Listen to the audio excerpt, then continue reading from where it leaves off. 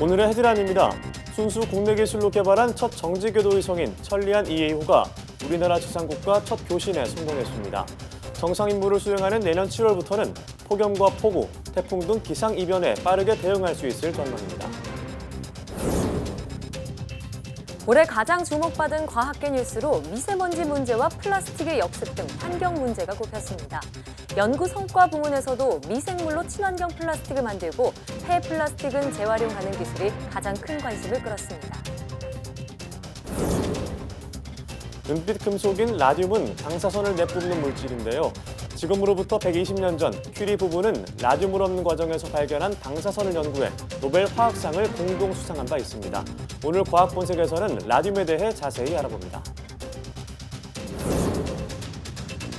삶의 여유를 갖고 소박한 행복을 강조하는 소확행과 워라밸, 성폭력을 고발하는 미투, 그리고 연예인 부모의 비트 논란까지 올 한 해 우리 사회를 관통한 많은 신조어와 유행어가 있었는데요.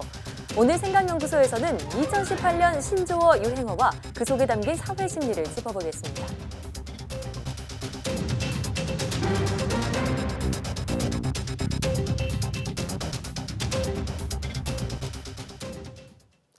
여러분 안녕하십니까? 사이언스 투데이입니다.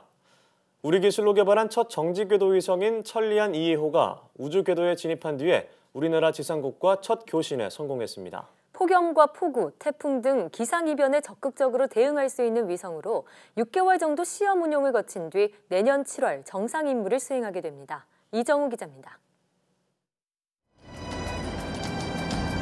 지난 5일 남미 기아나에서 발사된 천리안 2A호가 우주 궤도에 안착했습니다. 천리안 2A호는 발사 뒤 호주, 동가라 기지국 등 4개 해외 지상국에서 교신을 유지하면서 초기 운영을 해왔습니다. 이런 천리안 2A호가 24일 오전 10시 10분 한국 항공우주연구원 대전 지상국과 임무 수행을 위한 첫 교신에 성공했습니다. 이전에 발사체를 통하여서 이렇게 해외 지상국과 교신을 하던 것을 가지고 저희들이 임무 수행과 궤도 결정을 대전 지상국을 통해서 하게 된다는 것입니다. 적도상공 36,000km 정지 궤도에 안착하면서 내년 1월 중순부터 위성 탑재체에 대한 점검과 성능 시험이 시작됩니다. 우리 기술로 개발한 첫 정지 궤도 위성인 천리안 2A호는 오는 7월부터 본격 가동에 들어가 기상 데이터를 전송하게 됩니다. 천리안 1호보다 해상도가 4배 향상된 고화질 컬러 영상을 10분마다 지구에 보내게 됩니다. 황사와 구름, 화산재 구분이 가능하고 전송 속도는 18배 빨라 국지성 폭우 등 긴급 재난에 대응할 수 있습니다. 원시 영상이 우리가 원하는 처리된 영상으로 가공을 해서 정확하게 기상 관측에 도움이 될 수 있도록 하는 영상을 얻는 획득 작업을 약 6개월간 진행을 할 예정입니다.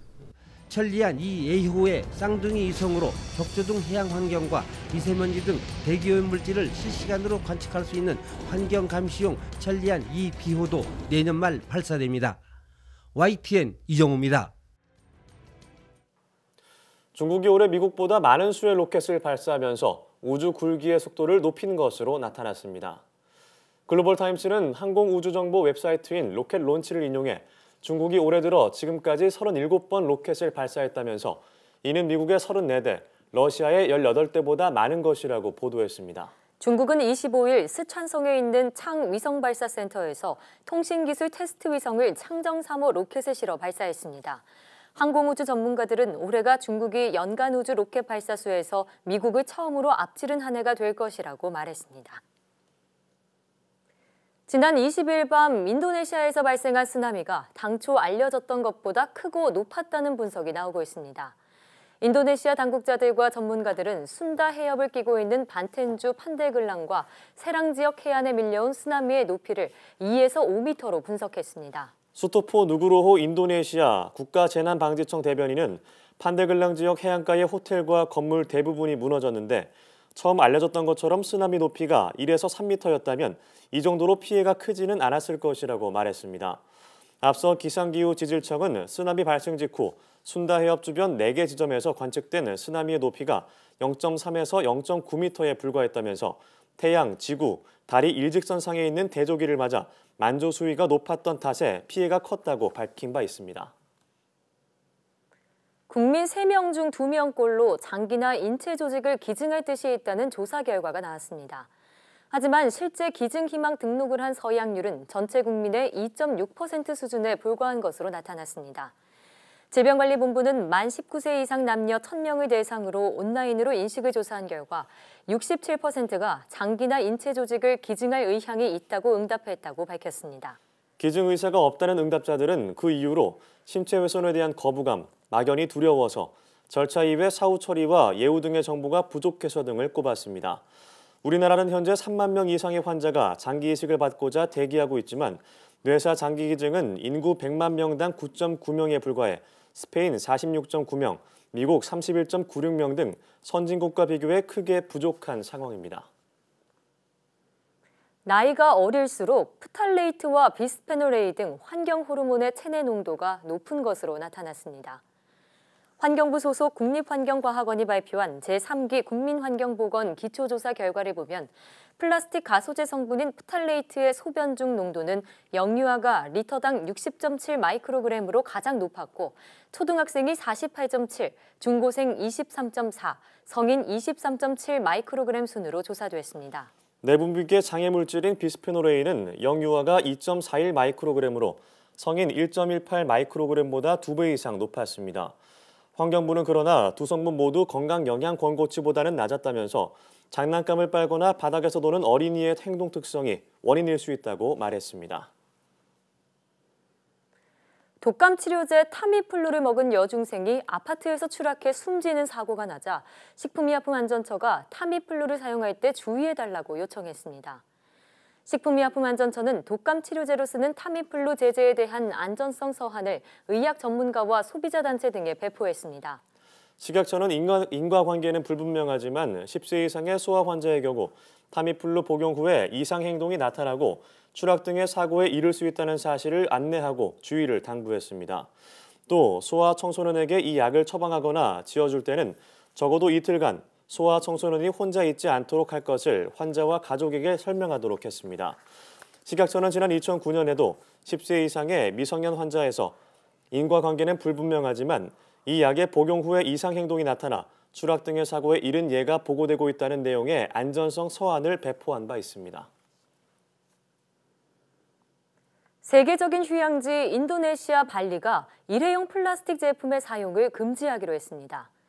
인도네시아 발리 와이안 코스테르 주지사는 비닐봉지와 플라스틱 빨대, 스티로폼 등 3가지 제품의 사용을 금지하는 규제안에 서명했다고 현지 언론이 보도했습니다. 발리 주정부는 쉽게 분해되지 않는 플라스틱 쓰레기가 바다를 떠다녀 골치를 앓다가 지난해 쓰레기 비상사태를 선언한 바 있습니다.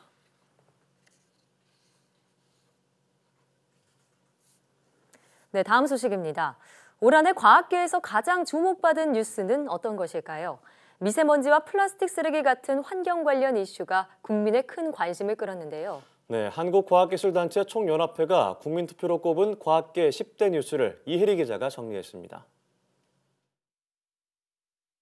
올해 사회 이슈 부문에서 1위를 차지한 뉴스는 미세먼지와의 전쟁에 과학계가 나서고 있다는 겁니다. 과학기술계가 미세먼지 문제를 해결하기 위해 중국과 협력 연구를 벌이는 등 다양한 시도를 하고 있다는 점이 국민 공감대를 이끌었습니다. 2위는 플라스틱의 역습입니다. 지난 4월 재활용 쓰레기 대란으로 불거진 플라스틱 처리 문제가 플라스틱 사용에 대한 사회적인 경각심을 일깨운 한 해였습니다. 1위와 2위 모두 환경 관련 이슈가 꼽히면서 올해 과학기술계 키워드가 우리 생활과 밀접한 환경 문제임을 확인할 수 있습니다. 환경 에너지 관련 뉴스가 돋보이는데요.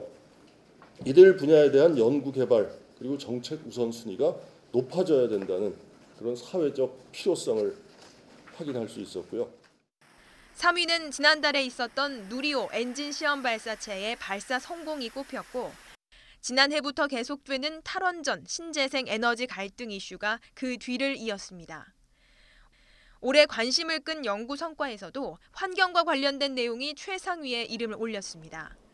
연구 성과 부문 1위는 카이스트 이상엽 교수 연구팀이 개발한 친환경 플라스틱 생산 기술과 기존 플라스틱을 분해할 수 있는 기술이 차지했습니다. 삼성전자와 SK 하이닉스가 세계 최초로 개발에 성공한 최첨단 모바일 D램이 2위, 구부러지는 반도체 기술이 3위에 선정됐습니다. 이 밖에도 휴대전화 등에 쓰이는 리튬 이온 배터리의 성능을 대폭 높인 기술과 치매를 조기에 예측하는 데 활용될 의료기기가 식약처의 인증을 받았다는 소식, 오염물질을 배출하지 않는 친환경 수소 연료 전지를 상용화가 가능한 수준으로 개발했다는 성과도 10대 뉴스에 이름을 올렸습니다. YTN 사이언스 이혜리입니다.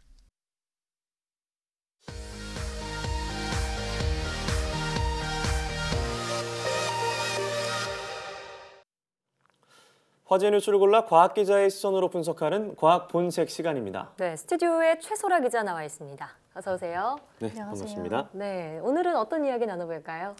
두 분 혹시 12월 26일이 무슨 날인지 알고 계시나요? 네, 26일이요? 크리스마스 다음 날인데요. 같은 생각했는데. 잘 네, 모르겠는데. 그것도 맞는 말씀인데요. 네. 네, 정확히 120년 전에 퀴리 부인과 그의 남편이 라듐 원소를 발견한 날이 바로 오늘입니다. 네. 이때 발견한 라듐을 시작으로 방사선에 대한 연구가 본격화됐는데요.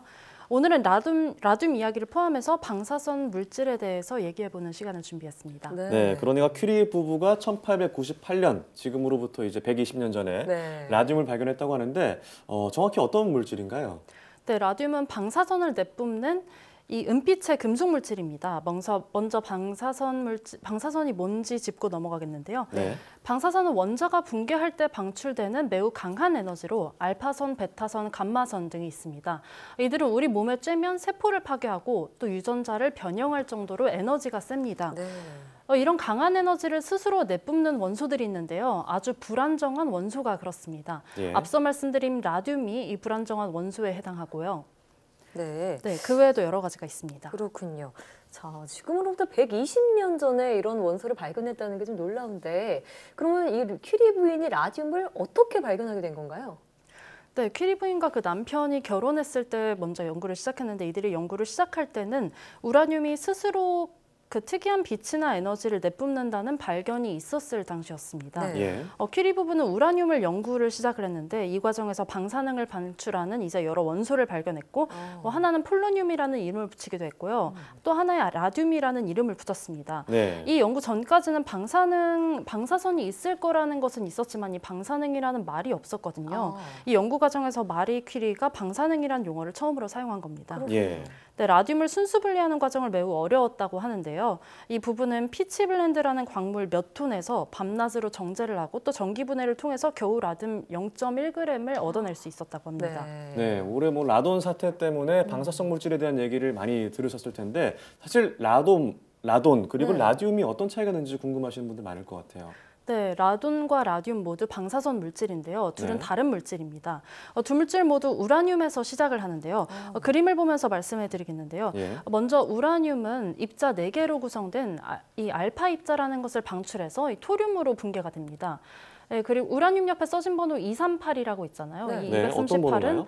이 양성자와 중성자를 합친 그 질량과 비슷한 번호인데요. 네, 점점 낮아지네요, 숫자가. 네, 맞습니다. 이게 알파 입자를 방출하면서 이 질량이 줄어든 것이 보이시죠? 토륨 예. 234라고. 이 토륨은 몇 번에 걸쳐서 베타 입자와 알파 입자를 방출하면서 라듐 226이 됩니다. 그리고 이 라듐은 알파 입자를 방출해서 라돈 222로 붕괴가 되는 겁니다.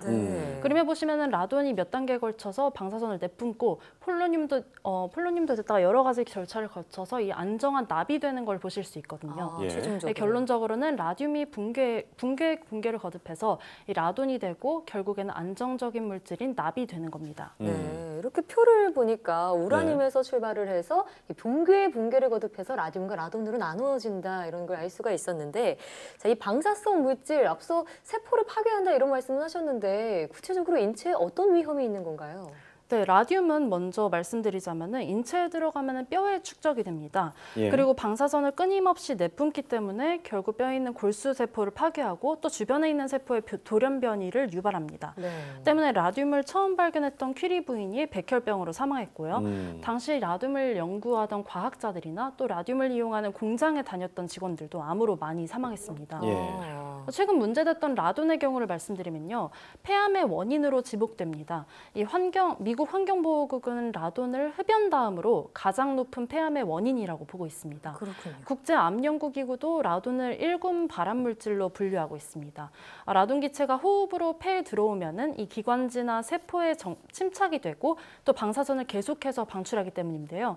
이 때문에 세포 중에 염색체에 돌연변이가 일어나서 폐암이 생길 가능성도 있습니다. 네. 특히 예. 라돈은 인간이 받는 총 방사선 피폭 중에 단일 피폭원으로는 가장 큰 비율을 차지합니다. 네, 자 이렇게 위험한 것으로 알려져 있는데 이런 방사선에 노출되지 않으려면 뭐 라돈 침대, 뭐 음이온 관련된 제품을 쓰지 않으면 되는 건가요? 그렇지는 않습니다. 네. 그런 걸로 완벽히 차단을 할 수는 없는데요. 우리가 생활방사선에 항상 노출이 되고 있기 때문입니다. 생활방사선에는 자연방사선과 인공방사선이 있는데요. 인공방사선은 흉부 엑스레이 촬영이나 CT를 촬영할 때 이 인위적으로 쐬게 되는 의료방사선이고요. 자연방사선은 지표에서 자연적으로 발생하는 방사선이나 또 우주방사선 등이 있습니다. 앞서 말씀드린 자연방사선은 각국의 지질이나 토양에 따라 차이가 나는데요. 예. 그런데 자연방사선의 절반 이상이 이 지표면에서 발생하는 바로 라돈 기체입니다. 아, 그래요? 네, 또 비행기를 타고 여행을 다녀올 때 받는 우주방사선도 자연방사선에 해당이 됩니다. 네, 그러니까 이게 자연에서도 방사선이 나오기 때문에 완전히 피할 수는 불가능할 것 같은데, 자 그러면은 그 최대한 이 피폭을 줄일 수 있는 노하우가 있으면 알려주시면 좋을 것 같은데요. 네, 생활방사선 가운데서 인공방사선에 대한 피폭은 이제 개인이 조절할 수 있겠죠. CT를 덜 찍는다거나 그런 방법이 있겠는데요. 이 자연방사선은 우리도 모르는 사이에 노출이 되겠죠. 하지만 방법이 있습니다. 말씀드린 자연방사선의 절반 이상을 차지하는 라돈에 대한 노출을 줄이기 위해서 환기를 많이 하면 좋다고 하는데요. 예. 라돈은 가스이기 때문에 기체 상태이기 때문에 호흡을 통해서 체내에 흡수가 됩니다. 네. 라돈의 전체 인체 노출 경로 중 약 95%, 즉 대부분이 실내 공기를 호흡하면서 들어오거든요. 네. 실내에 존재하는 라돈의 80~90%가 토양의 지반이나 암석에서 발생하는 라돈가스 이런 것들이 건물 바닥이나 벽에 갈라진 틈을 통해서 들어온다고 알려졌습니다. 예. 따라서 바닥이나 벽에 갈라진 틈이 있다면 좀 메우는 게 좋겠고요. 네. 실내, 특히 지하실의 경우는 더욱더 환기를 자주 해주는 것이 좋겠습니다. 자연방사선 가운데 비행기 탑승에 의한 것도 있다고 말씀을 드렸었는데요. 네, 인터넷에 들어가 보면은 생활 주변 방사선 정보 서비스라고 있거든요. 여기에 내가 여행 다녀온 날 피폭된 우주 방사선의 양을 알 수가 있다고 합니다. 이런 것들을 통해서 방사선 노출량을 체크하는 것도 좋은 방법일 수 있겠습니다. 네, 라돈에 대한 노출을 줄이려면 환기를 많이 한다고 하는데 사실 요즘 미세먼지 때문에 맞아요. 어떻게 해야 될지 좀 고민하시는 분들 많을 것 같다는 생각이 드는데요. 자, 그런데 라돈과 라듐 이런 방사성 원소들이 무조건 다 해로운 건지 또 유용하게 쓰이는 방법도 있나요? 네, 그렇습니다. 앞서 방사선은 세포 파괴한다고 말씀드렸잖아요. 이게 예. 유용하게 쓸 수 있는 방법도 있는데요. 잘 사용해서 암세포를 선택적으로 파괴한다면 암을 치료할 수 있는 방법이 되는 건데요. 암을요? 네, 라듐에서 생성되는 라돈 기체를 이용해서 이 암을 치료할 수 있는 겁니다. 라돈의 방사성 붕괴 때 나오는 방사선으로 암세포에 손상을 입히거나 암세포를 파괴하는 겁니다. 네. 실제로 실제로 퀴리 부인이 라듐을 처음 발견했을 때도 이를 의료 목적으로 사용을 했는데요. 제1차 세계대전이 발발했을 때 퀴리 부인은 라듐에서 나오는 라돈 기체를 치료에 이용할 수 있는 장비를 만들어서 이 차에 싣고 다니면서 부상병을 치료했다고 합니다. 예. 또 의료 목적 외에도 이제 유용하게 쓸 수 있는 데가 있는데요. 물리학 실험실에서 필요한 중성자를 생성하는 데도 이 라듐이 쓰일 수 있습니다. 네, 또 뿐만 아니라 원자력 발전이나 아니면 암 치료 말씀하셨던 이런 부분에까지 그러니까 잘만 이용하면 정말 유용하게 쓸 수 있는 게 방사성 물질인데 퀴리 부인이 발견했던 그 당시에는 이런 위험성을 잘 몰랐기 때문에 그대로 노출될 수밖에 없었을 것 같아요. 예. 네, 그렇습니다. 라듐 발견 바로 직후에는 이 위험성에 대한 연구가 많이 되어 있지 않았기 때문에 그런 일들이 많이 발생했는데요. 이 라듐 페인트가 묻은 붓을 입에다가 직접 넣는 사람들도 있었습니다. 입에 왜 넣었죠? 어두울 때 그 라듐이 빛을 내거든요. 그것들 네. 이제 시계 초침, 분침, 숫자에다 칠하면은 이제 밤에도 그 시간을 볼 수 있기 때문에 그런 시계를 만드는 공장이 있었는데 여기에서 일하던 직원들이 재미삼아 넣어봤겠죠. 붓을 가늘게 만들기 위해서. 네, 맞습니다. 네. 뾰족하게 해서 네, 뾰족하게 정교하게 그렇군요. 칠하기 위해서 네. 입에다가 넣는 과정을 좀 그런 과정이 있었다고 하는데요. 그것 때문에 이제 많은 직원들이 사망하는 사고도 있었고요. 네. 거의 50명 가까이 사망해서 이제 공장에 소송을 내고 결국에 승소하는 그런 일도 있었거든요. 네, 그리고 이 라듐을 연구하던 과학자들도 굉장히 많이 사망했다고 하고요. 예. 이에 대한 이야기, 뭐 라듐걸스라고 아까 말씀드린 네. 이 공장에서 일하던 여공들의 그 사망 사건을 다룬 이 뮤지컬이 다음 주까지 대학로에서 상영을 한다고 해요. 네. 만약에 이 라듐걸스, 이 여공들에 대한 얘기를 듣고 싶으신 분들은 그 뮤지컬을 봐도 괜찮을 것 같습니다. 네, 지금 생각해보면 정말 당황스럽고 좀 안타까운 일이 아찔한 아닐 일이죠. 수가 없는데요. 네. 자, 정말 이와 관련된 일이 궁금하시다면 뮤지컬로 봐도 괜찮을 것 같다는 생각이 듭니다. 네. 네, 오늘 말씀 고맙습니다. 고맙습니다.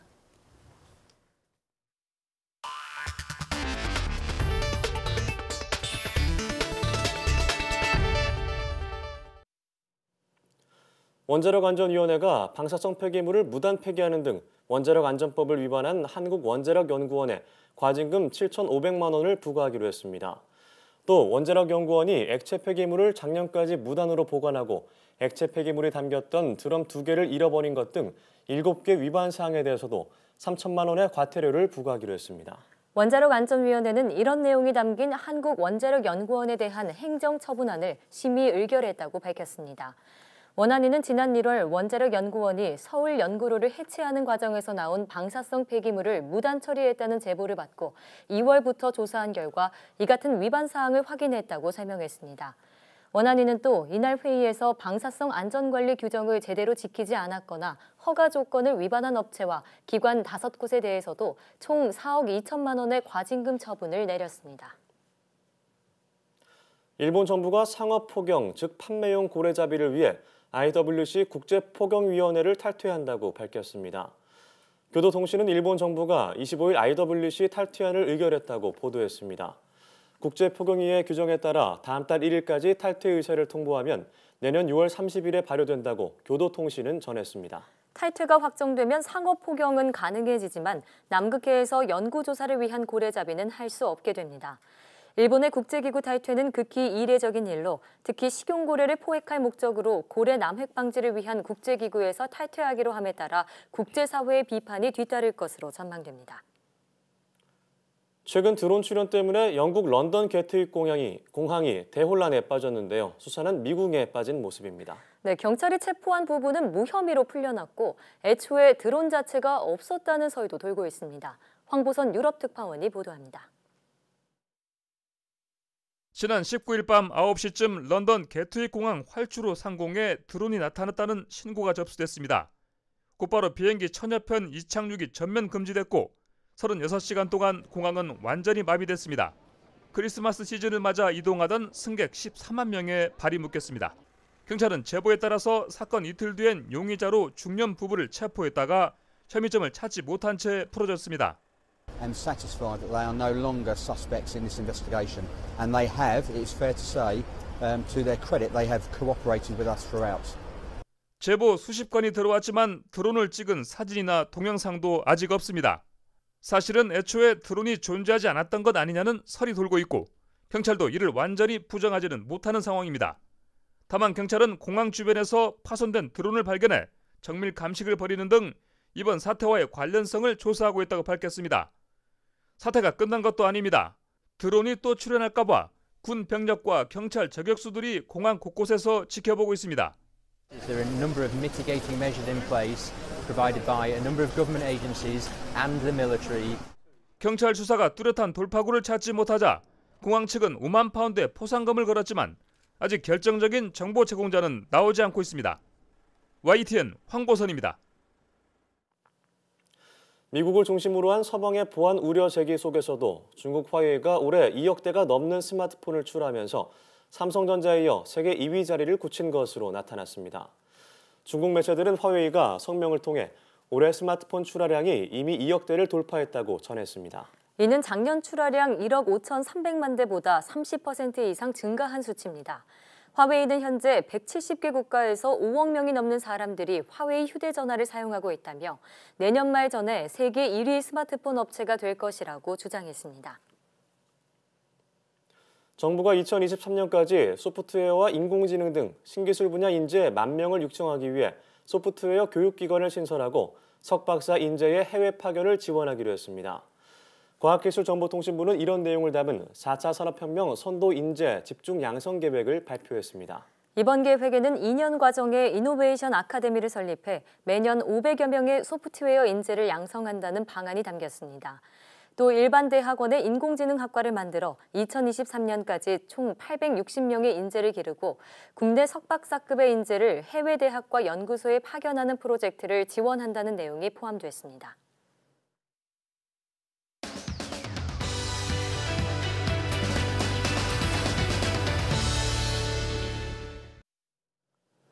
네, 2018년도 이제 며칠 남지 않았는데요.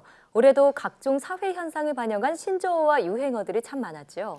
네, 올해 마지막 생각연구소에서는 2018년 신조어, 유행어를 통해 올해 사회 심리에 대해 되짚어 보도록 하겠습니다. 연세대학교 심리학과 이동기 교수와 함께하겠습니다. 네, 안녕하세요. 네, 안녕하세요. 네, 교수님 올해도 참 빨리 지나갔고 그러니까요. 또 수많은 유행어도 나왔고 네. 저는 생각해 보면은 네. 뭐 많이 있었지만 소확행, 뭐 워라벨 이 두 가지가 좀 생각이 네. 나는 것 같아요. 소확행은 사실 오세혁 앵커뿐만이 아니라 정말 많은 사람들이 올해의 신조어로 꼽았다고 네. 알고 있는데 그 수치가 어느 정도인가요? 네, 실제로 조사를 해보니까요. 취업 포털인 인크루트하고 네. 설문조사 플랫폼인 두이서베이라고 하는 곳이 있는데요. 공동으로 조사를 했나 봐요. 했더니 2018년 유행어 설문조사 결과 최고의 유행어로 네. 소확행, 소소하지만 확실한 행복 네. 선정됐다고 하네요. 사실은 지난해는 욜로라고 하는 것이 되게 유행했잖아요. 맞아요. 예. 한 번뿐인 인생이니까 즐겁게 살자. 즐기자. 예, 이런 네. 거였는데요. 그 최근에는 이제 좀 더 여유 있고 또 소박한 그런 행복 이게 이제 강조되는 시대인 것 같습니다. 네. 정보 분석 기업인 닐슨 코리아가 2018년 1월부터 7월까지 소확행이 언급되어 있는 네. 총 5만 5천 건 정도의 게시글을 분석을 했어요. 네. 해서 보니까 결과 최다 관련 키워드가 뭐였을까 예. 했더니 첫 번째로는 책, 책. 네, 4,167건이었고요. 두 번째는 여행, 네. 3,224건이었고 그 다음에는 영화가 2,722건, 그리고 마지막으로 커피가 2,331건 순인데요. 결국 그 얘기를 보면은 여행 가서 책을 보고, 네, 커피 영화를 마시고. 보고 커피를 마시고 진짜 이런 것이 소소해요. 그렇죠. 네. 네, 그리고 제가 또 두 번째 얘기한 워라벨, 워크 앤 라이프 밸런스라고 하잖아요. 이게 2018년 신조어가 된 이유가 또 뭐가 있을까요? 이게 이제 현실을 반영한 거라고 생각이 드는데요. 네. 사실 연봉이 높고 낮고 상관없이 정말 열심히 일을 하잖아요, 사람들이. 네. 그러니까 거의 뭐 늦게까지 일을 할 경우가 많고 업무 강도가 상당히 세죠. 또한 때로는 이제 그 퇴근하고 나서도 SNS로 업무 지시를 받거나 또는 야근을 해야 되거나 맞아요. 이런 생활 환경 속에서 사람들이 점점 이렇게 생각하는 거예요. 이게 직장을 선택할 때 워라밸이 되느냐 안 되느냐. 예. 그러니까 나의 어떤 개인 생활하고 회사 생활 이 구별이 지어지느냐 지어지지 않느냐 이게 이제 중요한 판단 기준이라고 하는데요. 네. 특히 이제 뭐 저녁이 있는 삶이 중요하다. 저녁이 있는 삶을 살자 이거 하고 또 이제 최근에 이제 어떤 그 52시간 그 근무 이후에 퇴근한 다음에 네. 뭔가 배우면 좋겠다라고 하는 생각 이런 것들이 합산돼서 뭔가 이런 것 워라밸에 대한 강조가 나타나고 있는데요. 네. 문제는 그 10점 만점에 한 4.7 정도밖에 워라밸이 완성이 안 된 거예요. 우리나라가요? 몇인가요? 네, 그러니까 OECD 국가 35개국 중에서 32위라고 하니까 아직까지 가야 할 길이 멀은 것 같아요. 아주 예, 꼴찌 워라벨을 수준이네요. 외쳤지만 워라벨 수준이 좀 낮아서 좀 그러게요. 안타까운 생각이 드는데 네. 좀 저는 이제 두 가지를 얘기했지만 황보영 앵커는 어떤 걸 꼽을 수 있을까요? 저 같은 경우에는 사실 네. 올해 되게 굵직굵직한 이슈들이 많았잖아요. 그렇죠. 뭐 남북 정상회담도 있었고 평창 동계올림픽도 있었는데 일단 올림픽을 뜨겁게 달궜던 영미. 영미. 네, 영미 꼽을 수 있을 것 많이 같고요. 외쳤죠. 네, 그리고 이 정상회담의 대표 메뉴였죠. 평냉을 평냉면. 꼽아봤습니다. 옥류관의 평양냉면. 네. 네, 그러면 그 영미 그리고 평냉 평냉. 이게 또 유행한 이유도 있을까요? 또 심리가 사실 있을까요? 평창 올림픽 다시 보고 싶은 생각이 막 드는데요. 맞아요. 예. 네, 2018년에 평창 올림픽에 가장 어떤 그 사람들이 뭐 좋아했던 것 중에 하나, 정말 빛나는 스포츠 중에 하나가 컬링이었잖아요. 예. 그 중에서 특히 이제 은메달을 땄지만 이게 아시아 최고라고 하네요. 네. 맞아요. 그러니까 아시아에서 올림픽 메달을 딴 첫 번째인데요. 특히 김은정 선수가 그 동그란 검은테 안경 쓴 그 리더가 네, 있잖아요. 맞아요. 늘 나오고 영미 있네요. 영미 이렇게 얘기를 했었는데요. 네. 안경 선배라는 애칭을 얻고 사실은 이 영미 이게 상당히 유행어가 됐잖아요. 네. 그래서 많은 사람들이 아직도 귀에 그 영미라는 말이 들리는 듯하다고 하네요.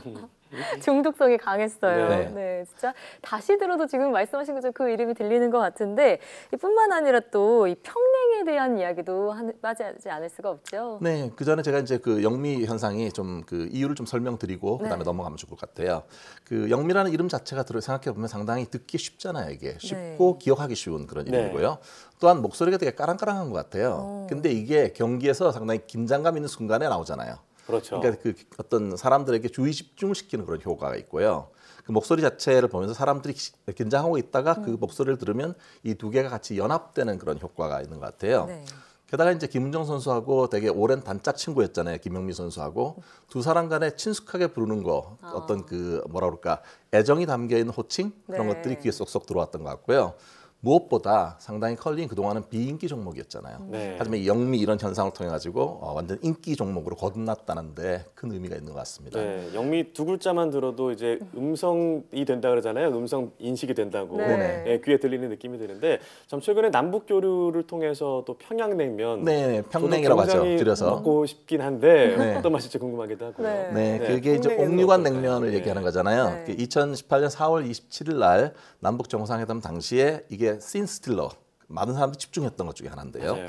뭐냐면 군사 분계선을 넘어서 배달된 냉면이잖아요. 배달냉면이었죠. 그렇죠. 이거를 이제 서로 간에 입맛으로 서로 통했다 이렇게 얘기를 하는 사람도 있는데요. 남북 그 정상이 평냉 그 먹방을 보여줬어요. 그러니까 그걸 보면 사람들이 나도 냉면집 가갖고 먹겠다 이런 사람들이 많았잖아요. 예. 근데 일종의 거기에는 우리의 평화에 대한 염원 같은 것이 담겨 있는 것 같아요.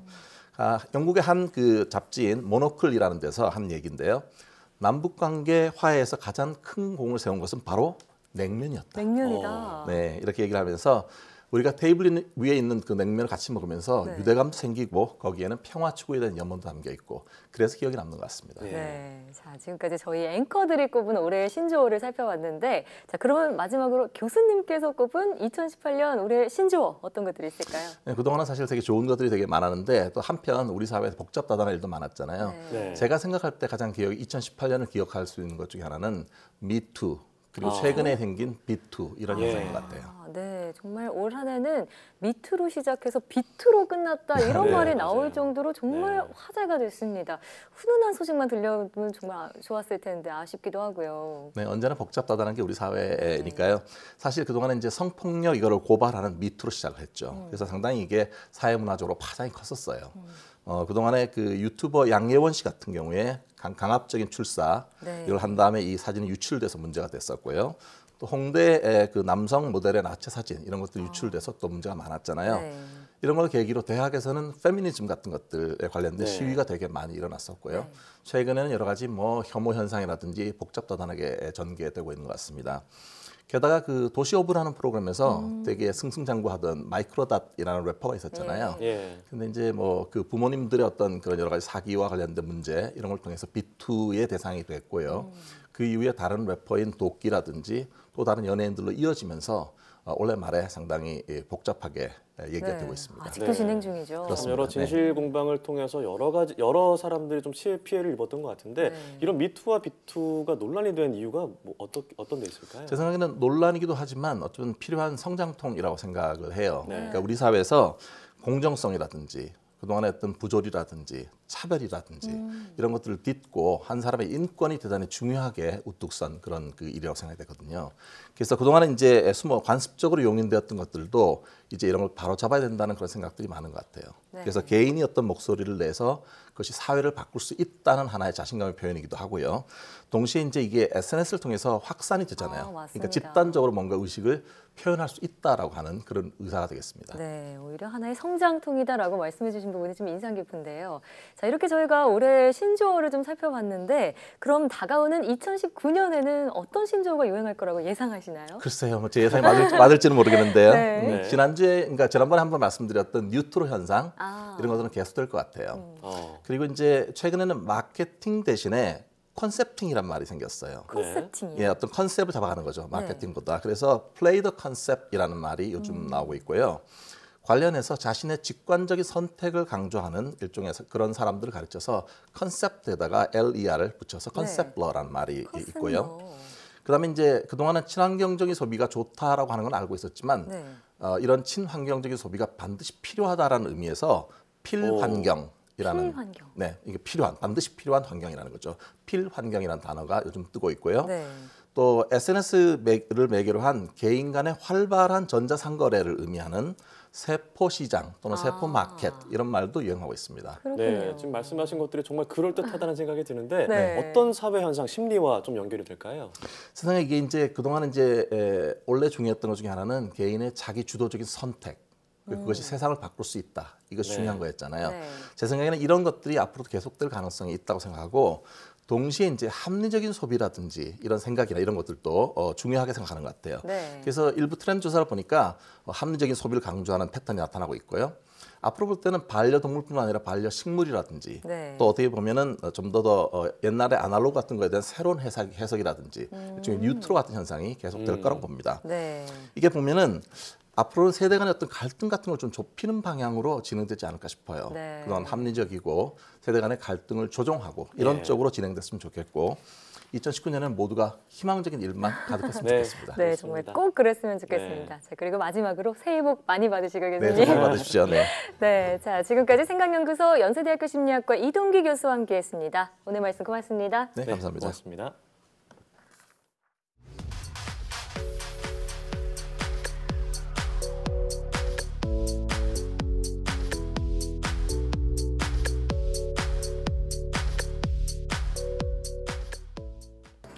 라듐은 한때 만병통치의 건강 원소로 각광받으면서 여러 제품에 쓰였습니다.